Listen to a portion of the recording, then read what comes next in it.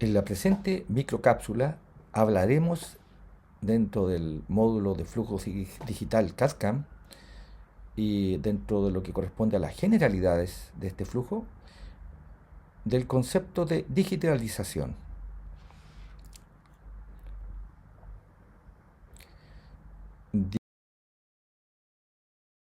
Digitalización que básicamente consiste en convertir o codificar en dígitos numéricos datos o informaciones de carácter continuo.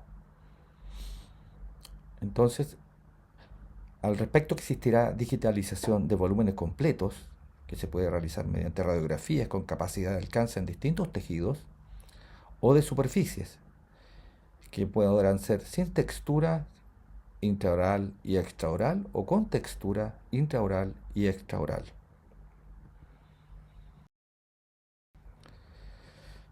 Y a modo de ejemplo, entonces,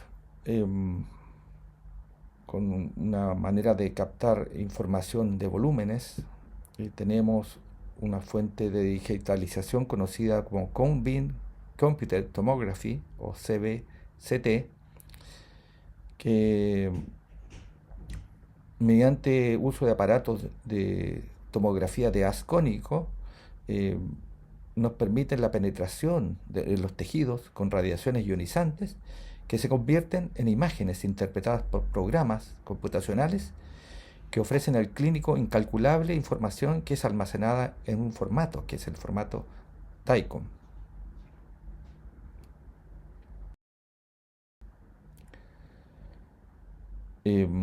Hablando de escáneres,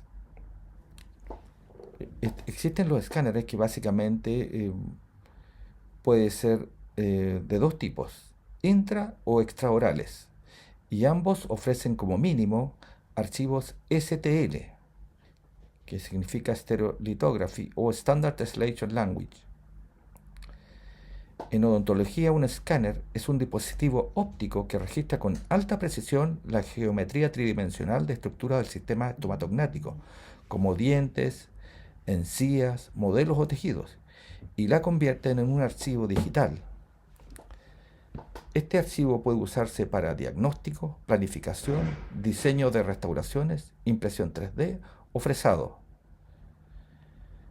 STL, como ustedes pueden ver ahí en la imagen a la derecha, describe una superficie geométrica tridimensional, o sea, en 3D, en cual la superficie está teselada o dividida de manera lógica en una serie de facetas triangulares, como una conversión de triángulos que unen diferentes puntos.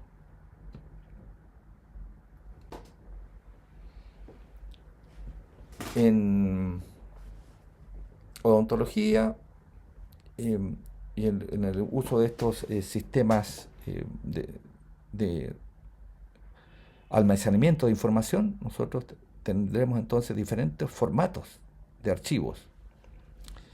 Y para el conocimiento general de ellos podemos analizar esta tabla, entonces que hablaremos del formato, hablaremos del significado, el tipo de datos que almacena, incluye color o textura, si son compresibles y el uso común. Así entonces vemos que los archivos .stl significa estereolitografía, tipo de datos solo geometría, entonces son superficies trianguladas, no incluye color ni textura ni compresión, y sirve para la impresión 3D, diseño CAD y el fresado. También están los archivos PLY o PLI, que significa Polygon File Format, que incluye entonces la geometría más el color por vértice. Entonces, en ellos sí tenemos color real y la textura detallada. No son compresibles.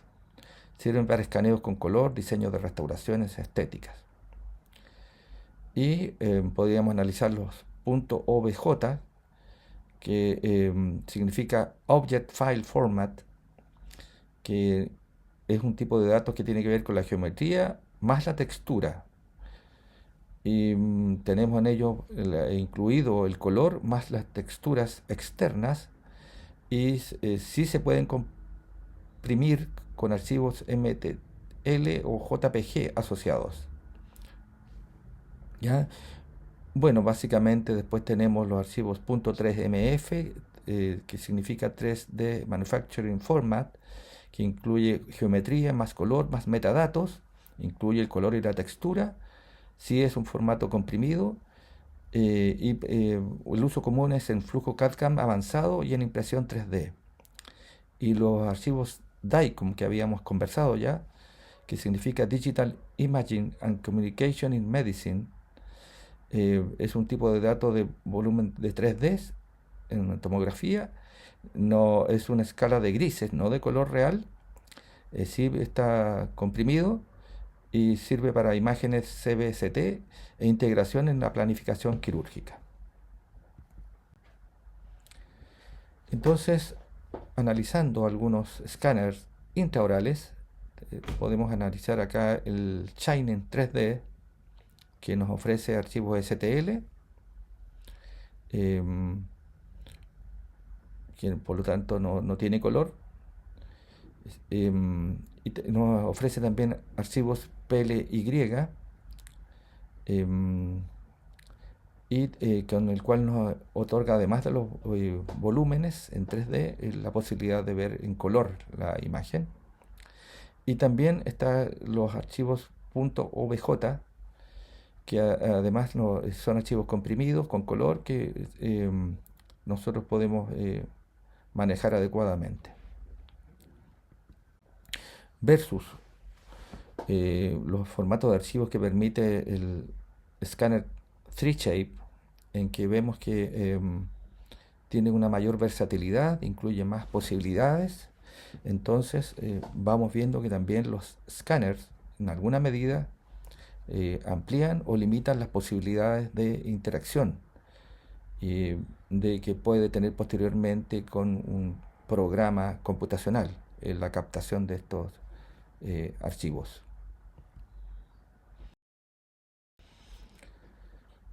Entonces, lo que revisamos recién fueron entonces escáneres intraorales, pero también habrá escáneres extraorales y los cuales son usados básicamente en los laboratorios y son capaces de digitalizar los modelos de yeso, así como las impresiones mediante dos sistemas: un escáner de palpación táctil y un escáner óptico.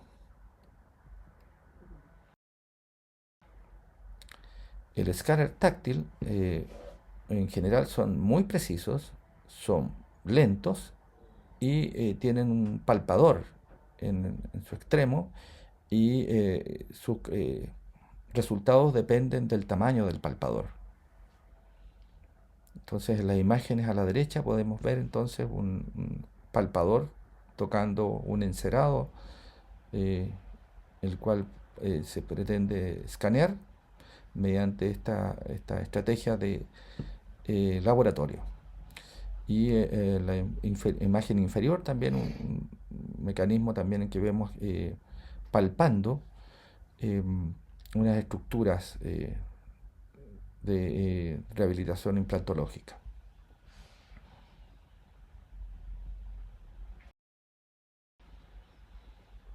Por otra parte, hablando de los escáneres extraorales, existen los escáneres ópticos, que son más rápidos, pero sí menos precisos que los anteriores, con una precisión entre 6 a 12 micras, y requieren muchas veces el empleo de un escáner táctil para la comprobación, sobre todo del eje Z, en el caso de prótesis atornilladas con numerosos implantes extraorales. Se hace una medición, hay de medición puntual por láser o una medición lineal por láser o de franja de luz. Vamos a ver acá entonces un breve video en que se presenta un producto de Sirona.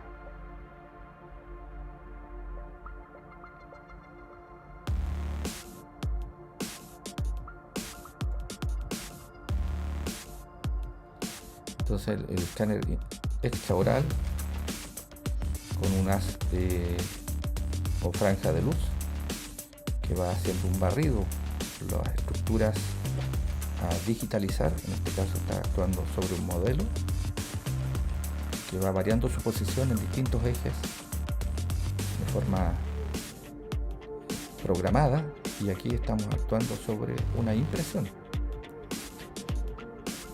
Entonces nos aumenta la posibilidad de versatilidad del proceso. Tiene, según refieren los fabricantes, alta precisión y bastante rápido.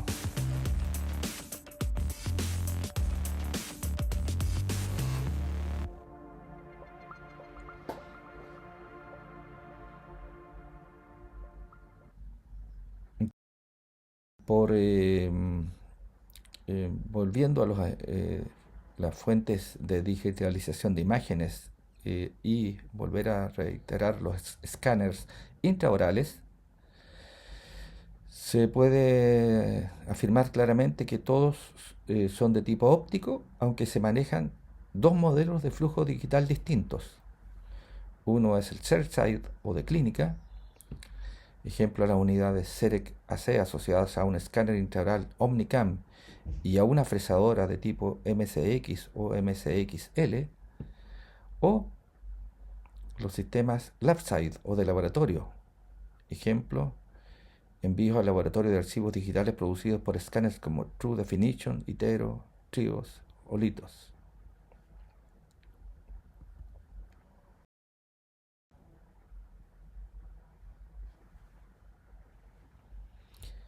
En general, los escáneres intraorales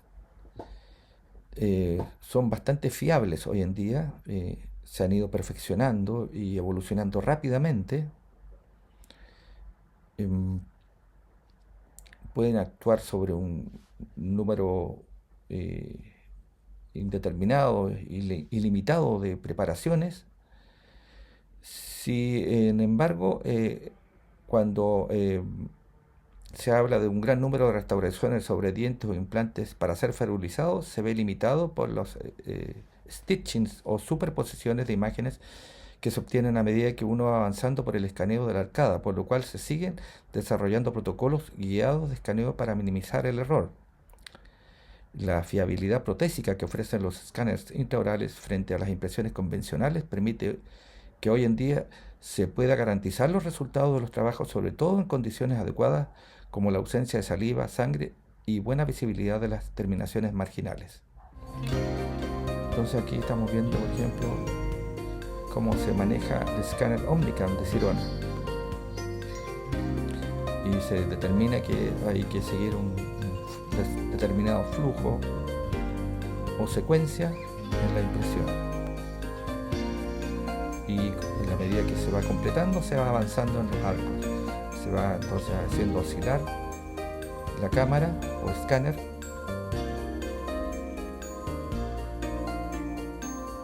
de tal manera que las imágenes obtenidas sean lo más fidedignas posibles y con la ausencia de problemas de deformaciones o vacíos sin escanear.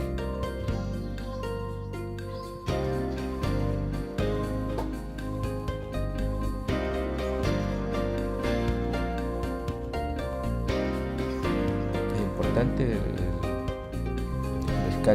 el escaneo, digo, en estructuras secas, bien separadas. Aquí estamos viendo el escaneo bucal o vestibular, donde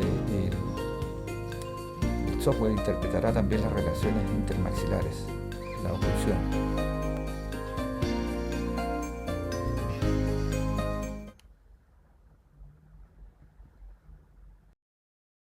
Y con esto entonces completamos esta microcápsula.